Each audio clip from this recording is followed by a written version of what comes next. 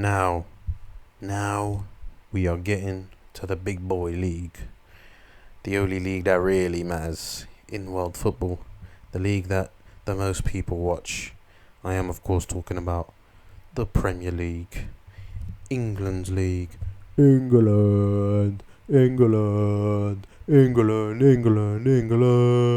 English Premier League. Manchester City. This was after the takeover, Sheikh Mansour and all that. They had spent big the previous season, and because of that, they decided to tone it down just a little bit. They were still the top spenders for the summer window, but at least this time they spent less than 100 million. The bulk of the 79 million that they spent that season went on Sergio Aguero from Atleti and, fuck's sake, they always take our players. Samir Nasri from Arsenal for 36 million and 25 million respectively. They also brought Stefan Savic for 10.8 million from Partizan and, could you believe it, another fucking Arsenal player, Gael Clichy, for 7 million. Their rivals, Manchester United, didn't spend as much as them, bringing in De Gea from Atleti, Phil Jones.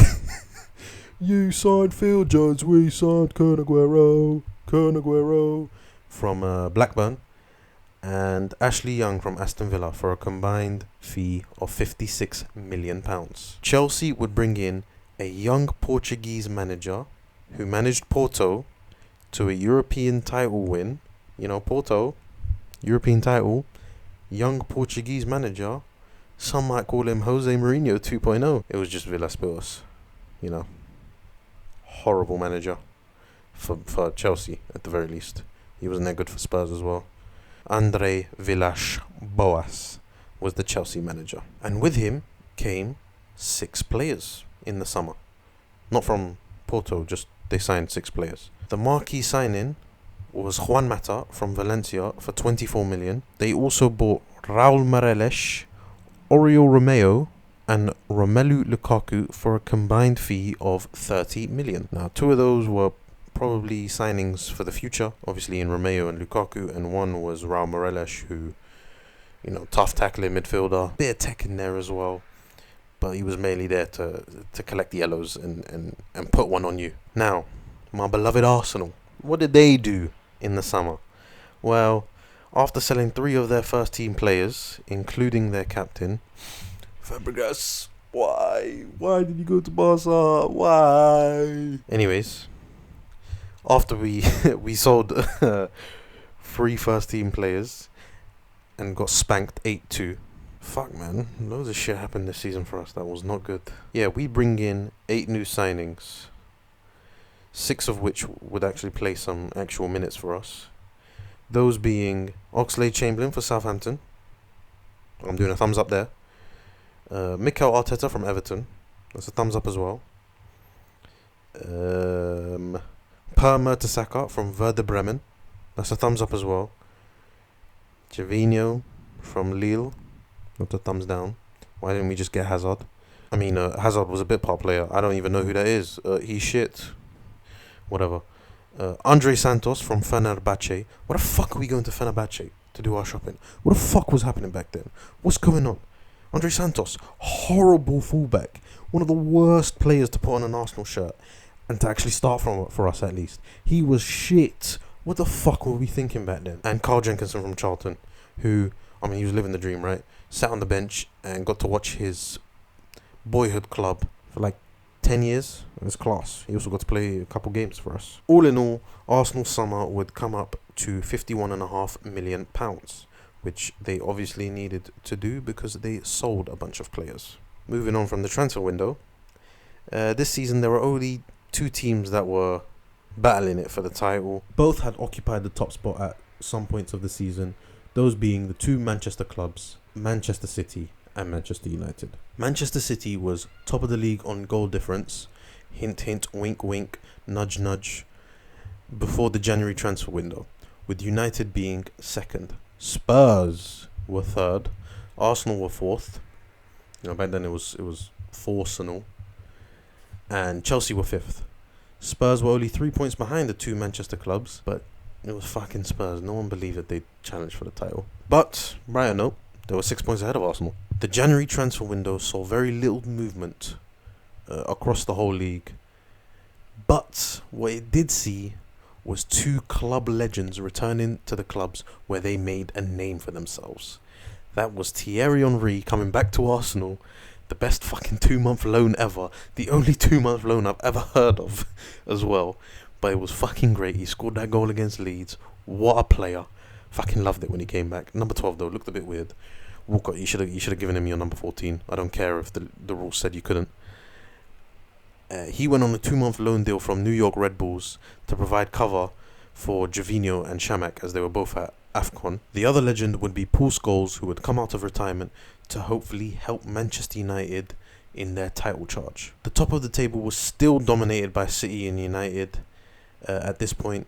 Spurs had actually extended their lead on Arsenal to 10 points going into the North London derby at the Emirates. Arsenal would go 2-0 down within 35 minutes, but would later make it 2-2 just before half time. Bit Spursy, eh? You know, losing a 2-0 lead with only 10 minutes to go. Where have Spurs heard that before? Or heard that in the future from this perspective? Arsenal would then carry this momentum onto the second half, where they would eventually come out as 5-2 victors on the day. This would mark the beginning of Spurs in it up. Spurs would then go on to lose their next 3 games and draw their 4th, while Arsenal would win all of their next 4 games, and this would push them above Spurs to go 3rd. Chelsea's Mourinho regen project had failed quite badly by this point. He was butting heads with Chelsea vets. You know, that's obviously not going to bode well. Roman Abramovich, trigger finger Roman Abramovich. He was itching to just sack you for anything. He sacked him after a 1-0 loss to West Brom. For the rest of the season, City and United would keep battling it out until match day 32, where United would go 8 points clear of City with only 6 games left. So all they had to do was get 11 more points and the title was theirs. They also only had to play 2 teams out of the top half of the table, those being Everton and City. Now, fast forward to the Manchester derby. It ended 1-0 for City, which put them top of the table on goal difference. The top of the goal difference thing would last until the last game of the season. United needed to just better City's result to win the title, and City would win the title regardless of the United game as long as they won. United was facing a Sunderland team who had nothing to play for, and City had to face QPR, who were battling relegation. United would go 1-0 up against Sunderland after 20 minutes, and then Zabaleta would score for City after 39 minutes.